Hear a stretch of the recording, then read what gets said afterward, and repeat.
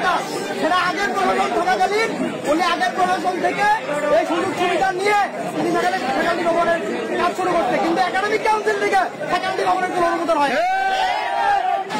ফ্যাকাল্টির অনুমোদন নাই, সেখানে ভবন করার জন্য তারা তো মত কিসে এবং ছাত্রলীগ রেখে আমাদেরকে হুমকি দিয়ে সেখানে ভবন নির্মাণ করা হয়েছে। ক্যাম্পাসের অতিথিবাদীর সবচেয়ে গুরুত্বপূর্ণ যে লেকটা সেই লেকটাকে ধ্বংস করে দিতে এবং ভারতীয় অর্থায়নের ব্যাপারে নানা পন্থার মত থাকলেও সেটার গুরুত্ব দেওয়া হয়নি।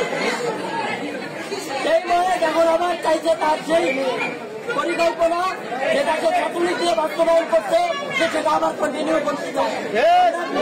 ভাষায় বলতে চাই শেখ হাসিনা, তোমার আপা শেখ হাসিনা বাংলাদেশে না, আপা তোমাকে এখানে বাঁচাইতে আসবে না, অন্যায় করে ভাগ পাইতে পারবা না।